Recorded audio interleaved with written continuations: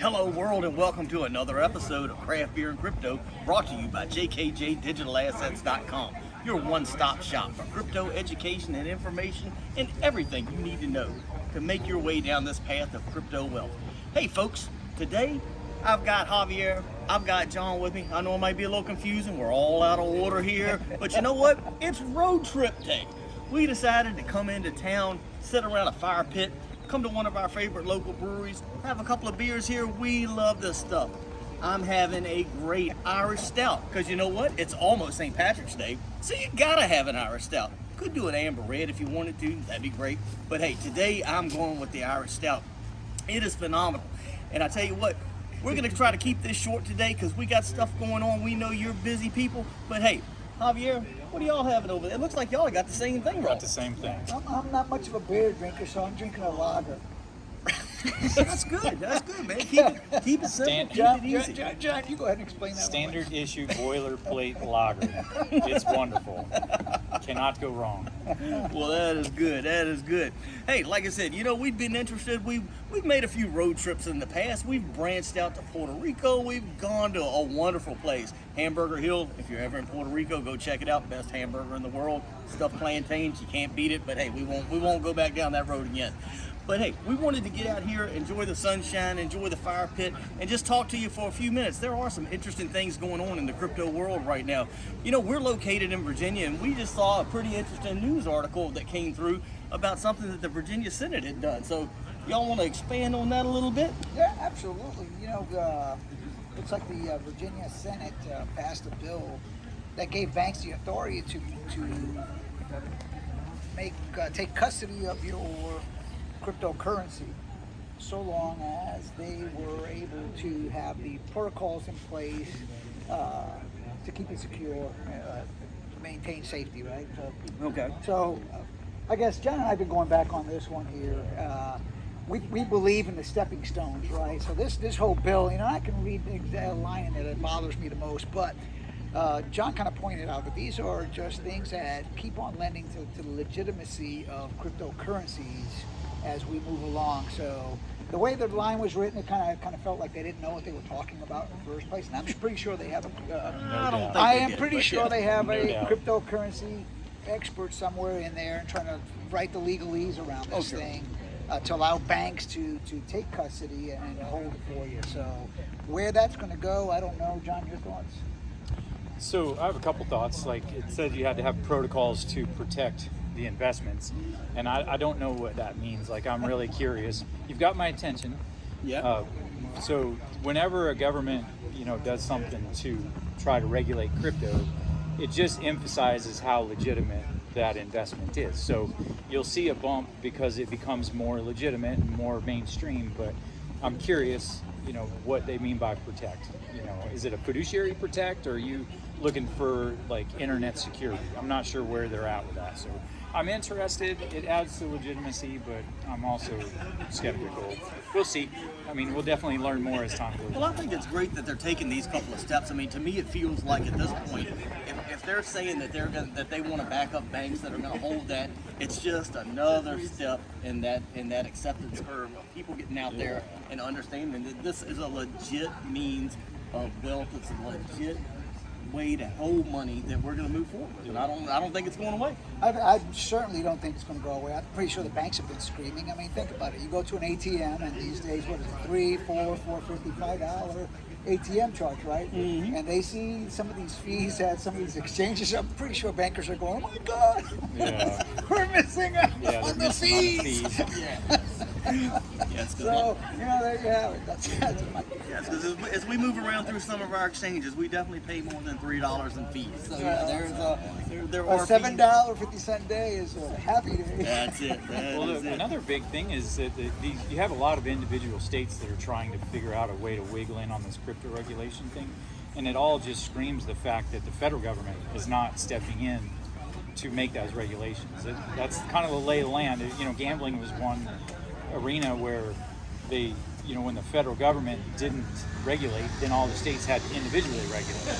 So that's where we're at right now. prior to the federal government regulating, all the states were trying to build regulation into it. So it leads into your next story. I think the federal government did something. So go ahead if you want to talk about that. Well, the federal government, I think our illustrious president here is talking about, that he wants to find a way through his executive order to deal with crypto and find different methods of taxing it. Yeah. So I think we're again looking at just another instance of where you're seeing the federal government accept this is something that we have to deal with. Yeah, definitely. Well, let's not forget there's already a bill that was passed in Congress, and it doesn't. There's a couple of years before this thing takes effect, but it wasn't pretty. The whole $600 movement of cash in an exchange that then needs to be reported by anybody in the industry, whether they have any ability to provide you that information or not. It's a pretty ugly bill. So the expectations for the lobbyists and those folks that are in the know with cryptocurrency to provide some road ahead for that bill so that it actually makes sense, because right now it really doesn't. So. No, there's definitely a lot of tweaking that needs to go on with that. Now, hey, one of the things that I know that I've said over and over and over again as we've gone on our craft beer and crypto podcast brought to you by jkjdigitalassets.com. Great place. Go sign up for that premium membership, $4.99 a month, and you'll get all the background information. You'll get all the white papers, all the videos, everything we're talking about with exchanges. There are step-by-step instructions on how to step through that, how to utilize it, and how to make your way through there. So folks, make sure you go to jkjdigitalassets.com, sign up for that premium membership. Hey, go hit up the Instagram page too at jkj_digital_assets. Now look, there was one other thing that that we keep saying, we keep asking folks out there. We say, hey, give us some questions, give us some feedback. Let us know, do we need to do something different, better, more? What do you want? Well, John, we actually had somebody that posted a question out there for us, right? Yeah, we did. We had a question on YouTube, so I want to address it. I'm going to paraphrase because it's kind of a long question. It's two-part. The first part was talking about in an exchange, this person noticed that there was a price disparity when they bought or sold versus what like CoinGecko would tell them. Right. So CoinGecko says that crypto asset is $10. You go to buy it, and it's $10.50. Or the reverse, you go to sell it and it's worth $9.50. He noticed that observation, and that what I've always called it, and we've talked about it before, but I call it the buffer, and I theorize that that's how the exchange is making money. They're trimming a little bit off the top when you buy, and they're trimming a little bit off the top when you sell. It's how they make their money. So it's part of the game. We're living in the wild, wild west. If somebody wants to hold a gun to your head and take 50 cents, that's acceptable in the wild, wild west. It's sort of what you got to do to play the game. Well, let's not forget too. I mean, we're inside of where most of those are inside centralized exchanges, right? I mean, that he was. Yeah. The question came from.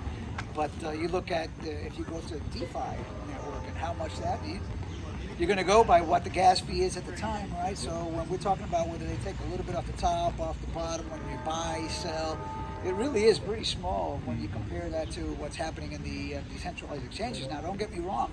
I like going DeFi because I find a token that's there that's not hit mainstream yet. Right. I mean, I can find a token that's going to give me, 500, 1,000%, rather than something that's in Coinbase or Crypto.com. Yes, we'll get there, but you've already kind of missed out on that. Already seen the jump. Yeah, that very large jump. So. Yeah, when you do these mainstream style exchanges, he was asking about Coinbase specifically, right. But it happens in all the mainstream ones.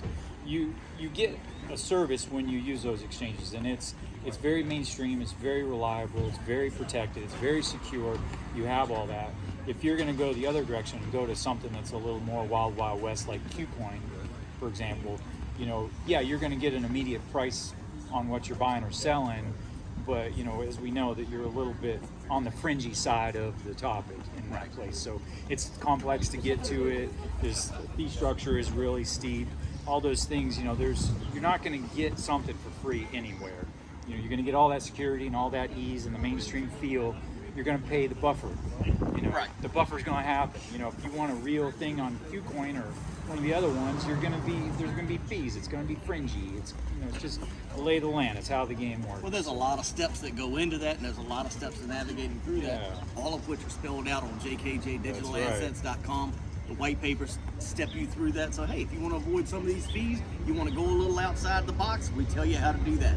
But yeah, you're paying for the pretty little interface on Coinbase.com, Crypto.com. It's easy. They make it straightforward for you. So that's all good stuff, man. Fellas, y'all got anything else you want to talk about today? Nope. I'm gonna throw one more note out. Okay, all right. Just so everybody understands, we've seen a lot of what's going on, a lot of the rhetoric, a lot of words, a lot of stuff being thrown around in terms of sanctions and exchanges and how to control Bitcoin and that kind of stuff.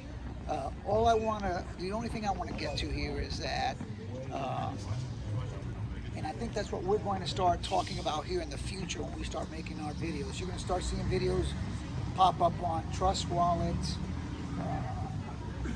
Exodus, my Ether wallet, whatever I find out there in terms of a good quality wallet, you're going to start seeing it show up in our lecture series. The reason I want to do this is because we've talked about centralized exchanges and how secure and how nice and touchy-feely it is until maybe government gets their hands on them or does something, okay, or kicks them out of the country or does something. So they can't do that with your wallet. So we're going to start pushing that direction. And I think some of our advice here, we're going to formulate it a bit, but what you'll see is, unless I'm staking something, unless I'm doing something like that inside of a centralized exchange, I'm probably going to start pushing stuff to my non-custodial wallets, to a hard wallet. We'll talk about Trezor, we'll talk about Ledger. So that's coming in the future. Stand by. All right, sounds good. I just want to say, if you want to know what boilerplate means, Google it. That's what I learned from hanging around all these military guys. So yeah, I'm learning all this stuff. Hey, fellas, this was great again. You know what? We have a major problem.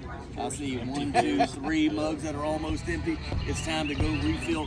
Hey, folks, thanks again for being with us. Go sign up for that premium membership at jkjdigitalassets.com. Hit us up on the different social media platforms. And hey, whatever you do, do it well.